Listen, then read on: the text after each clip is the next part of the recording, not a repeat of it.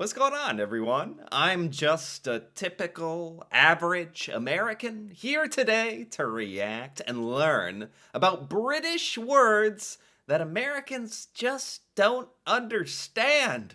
We're all out here speaking the same language, we're all talking in English, and yet there are so many instances where Americans, including myself, just do not understand the literal words coming out of Brits' mouths in the best way possible, though. It just feels like there's so many British expressions and sayings and words and slang.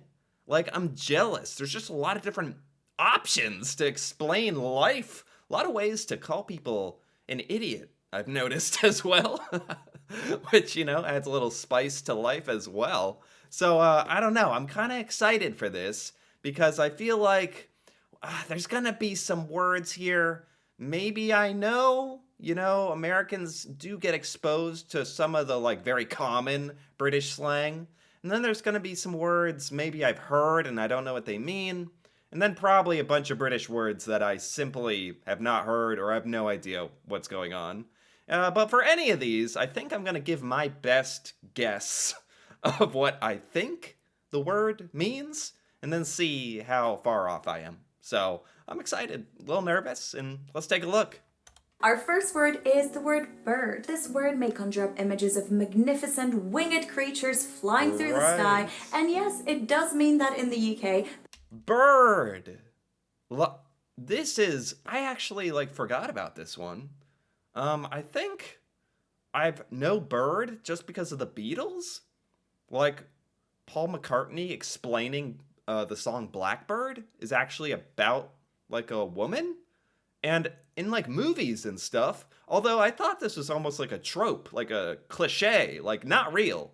I'm actually really curious how commonly this particular British slang word is used, because I know this one, I've just never heard someone use it in real life, only in movies. I've never seen some British person in an interview on a YouTube video or a celebrity say bird that I could remember, but it means a girl, maybe an attractive girl, or maybe just girls in general. But it also has another meaning. Similar to the American word chick, it can be used to mean young woman or girl, and it is used like so. Oh, check out that bird over there. Or, oi, that's my bird you were chatting up. Our next word is bloody. No. Bloody. Talk about, when Americans are asked to do a British accent impression or talk like a British person, the literal first word they will point to is bloody. Bloody hell. That is, and it's oh man, how do you even define bloody? How do you even define bloody? It's like an adjective or something. It's wait, what does it mean? It's used for emphasis, I guess. It's almost, when I'm forced to think about it, I'm not sure how a Brit would define it. Not that. It essentially means very. Until the mid... Very. That's a good way to put it. Dang it. Very. I was what is bloody, actually? You could say, you bloody well better do that, or something, or it's it feels like it's used to emphasize, but also, very. That's bloody good. Okay, there you go. Very good. That's, okay. That sounds familiar now. 20th century, it was considered a strong profanity, but now you'll find it in all kinds of films, including Harry Potter. Bloody hell. Well, yeah, that might literally be what I was referencing earlier. Bloody hell, Harry. Americans like to think that Brits use it all the time. I will be honest, none of my friends use it that often, but... Absolutely true. Americans think that Brits are out there using the word bloody constantly, because that just seems to be I don't know who's writing all these British characters in movies, but they say bloody all the time. Or maybe it's just the Harry Potter, I don't know. But this is such an American stereotype that Brits say bloody all the bloody time. It's just because they're bloody stupid. Our next word is the word cheeky. The word cheeky.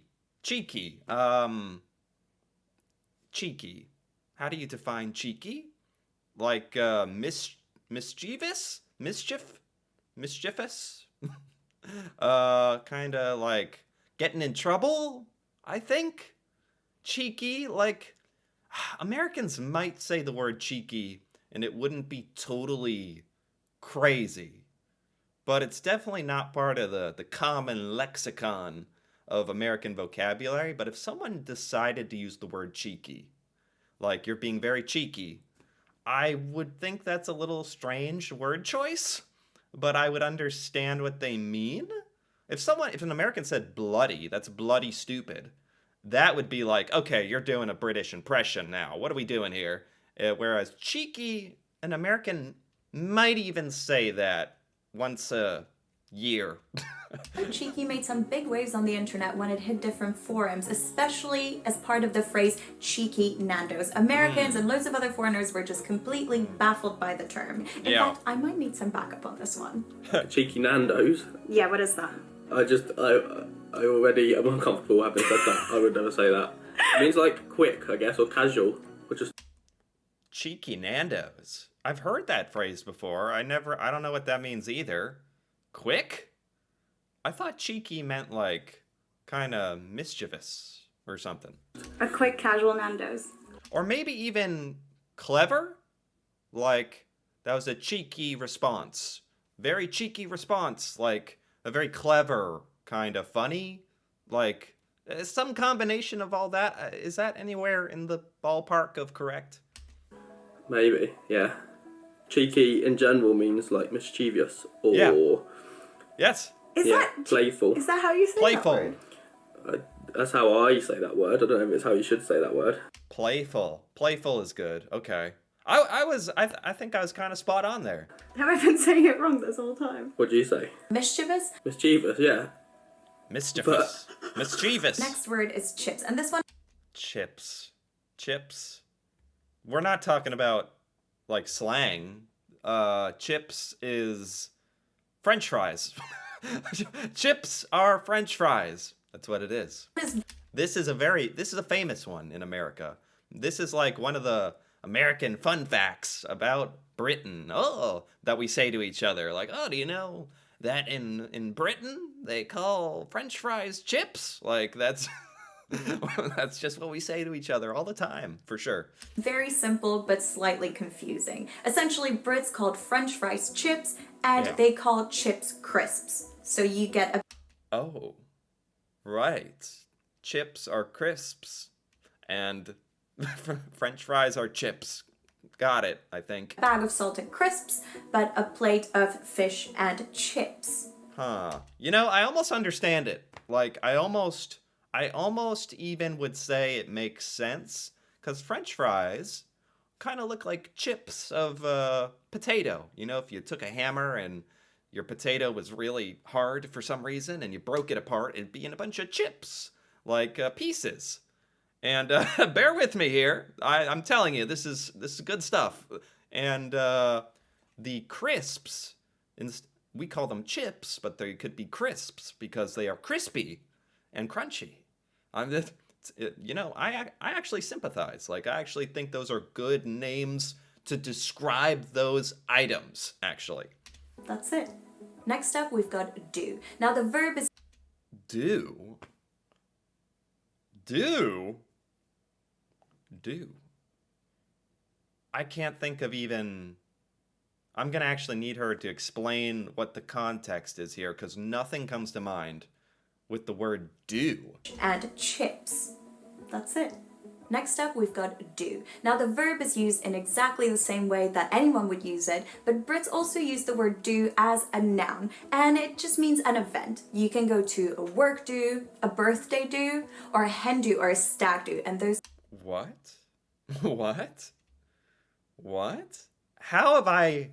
Well, there you go. I have never in my life heard do. Do? A work do? Like, it's an event? You're gonna go do it? Is that where it comes from? That's really cutting off time.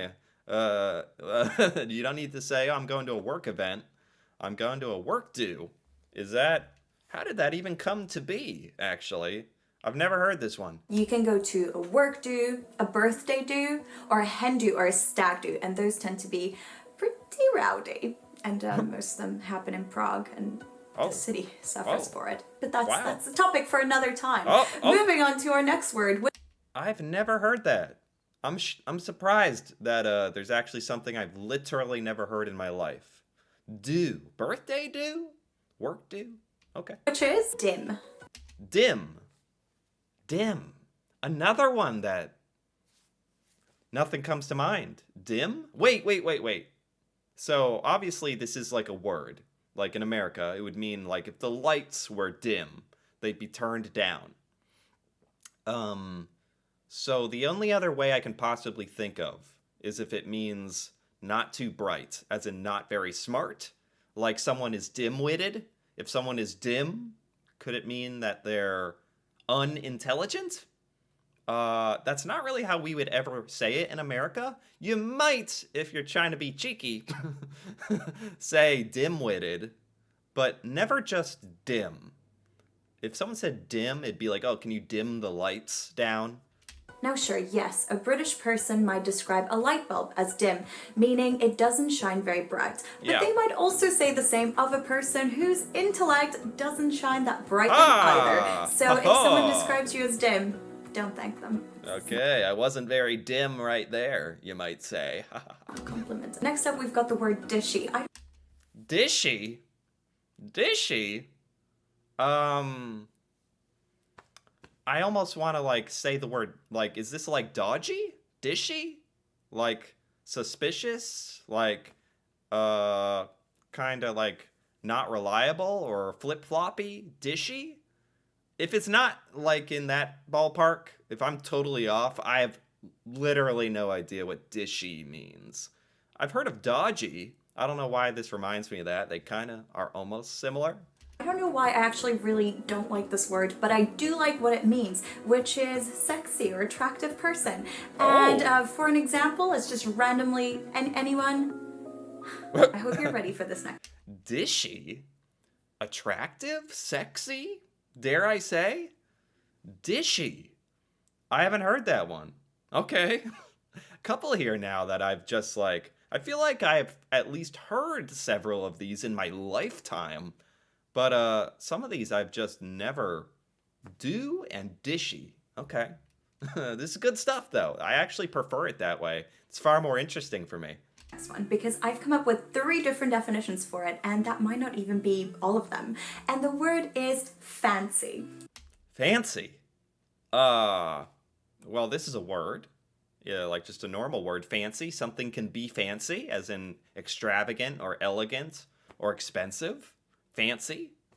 The only other way I would think of this word that can be used is like if you fancy somebody, if you like them, if you're attracted to them, you might say, I fancy them. Again, that is the only way I can describe it in America is if someone said, I fancy them, I would know what they mean, but I'd be like, what a strange choice of words. What a very British choice of words. I may not have even connected that that's like a British sort of slang or word actually in the moment. But in the context of this video, now it's like, I'm pretty sure British people use this word to mean attracted to somebody. Now the first definition is fancy as a verb, and it means to like someone, to be sexually attracted to them. Like, like Milo Ventimiglia or whoever. Yeah.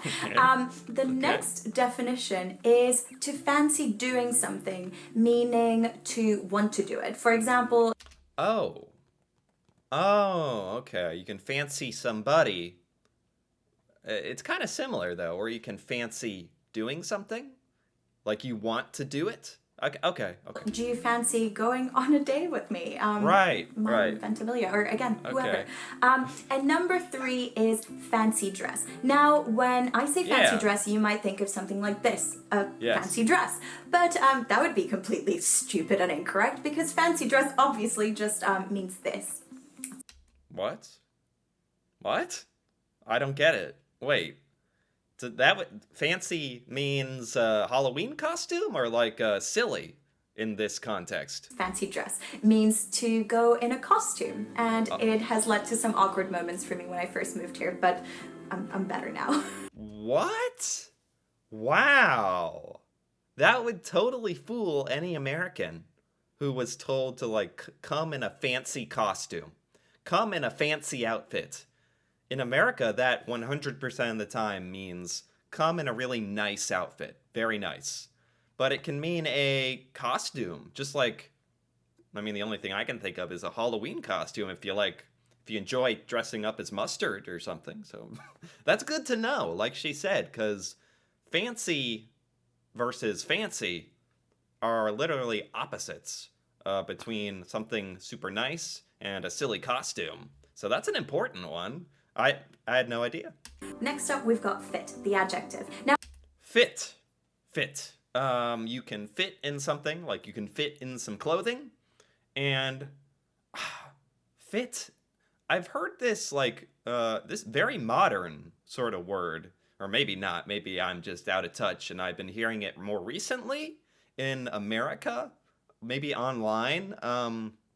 Fit can mean in shape or you're fit, like your clothing. Oh, that's a nice fit. That's a nice outfit, basically. So, I don't know. There's 3 definitions, I feel like, at least. Now, it can mean somebody who is athletically accomplished, like The Rock, Yeah. but it can also mean someone who's sexually attractive, like, and I know what you think I'm going to say, but I'm not going to. I'm just going to say, yes, The Rock is actually both. Go The Rock. Right, like fit can mean attractive or really in shape, but usually, like, you're gonna be both if you're attractive. Our next word, objectively speaking, sounds a little bit scary, and that word is gutted. Now, Gutted. Gutted. I'm gutted. Man, it's so funny because I guess I've had enough exposure to like British media over the course of my life where it's like I have heard these words very, very rarely, like just barely enough where I've heard them. And I have a vague idea of what they mean. And someone in America might even say it to be funny. But it's so uncommon and like out of nowhere. Gutted, if you're just gutted, like distraught, upset. Or you can, I guess you could also say like you're gutting a fish. The fish is gutted or something. I don't think that's what we're talking about. now, it doesn't mean to be disemboweled, although you would probably be quite gutted if that did happen to you, because to be gutted mainly just means to be disappointed with an outcome of a situation. Disappointed. Disappointed. That's the best way to say it, yeah. In this case, disembowelment. Not that pleasant, I presume. Before we move on, let's have an example of what being gutted may look like. It might look like an English football fan sitting at the Euro 2016 watching England get crushed. Whoa, I feel like this is really like attacking a sore spot here. And yes, that guy does look rather gutted. By Iceland. Yes, I did just Google that. Thank you for asking. What? Our next Wow, that seems like unnecessary. Okay. And you know what? With that being said, we're only about halfway through this video. So I think I'm going to stop here for now. I'm very much enjoying this. There have been several words here that I have learned for the first time. And surprisingly, I'm doing okay with some of the obscure words that Americans have heard here and there. My definitions are vaguely correct, I think. I think not bad, honestly, unless I just flat out don't know it. But I'm curious what the rest of the video is going to have in store, but I think I'm going to save that for part 2. So if you enjoyed this video so far, feel free to give it a like or leave a comment. And if you're interested in part 2 or just more videos like this, me reacting to British culture and things about Britain I've never seen or learned before, feel free to subscribe for more. And until then, thanks for watching, and see you next time.